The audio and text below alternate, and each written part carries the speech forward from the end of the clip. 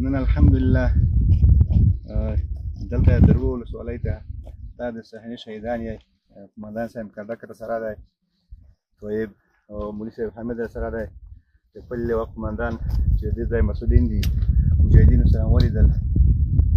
تاسو د رسنۍ تبلیغات دي چې موږ دا ځای نیولی. الحمدلله موږ ټول مجاهدین په خپل ځای کې ځای په ځای دي، تاسو ووینئ. که نړیواله رسنۍ راځي موږ انشاءالله مشکل نه لرو، دوی ته موږ وښیو. خو داسې دښمن تبلیغات یې موږ خپل ملت ته اطمینان ورکوو چې انشاءالله چې موږ یو څاڅکی وینه په وجود کې وي او د خپل وطن او د اسلام نه انشاءالله موږ دفاع کوو، ټول ملت ته مطمئن وو انشاءالله. نو دوی دعا کوي انشاءالله موږ نور کار د خدای په فضل سره کوو. السلام علیکم ورحمة الله وبرکاته.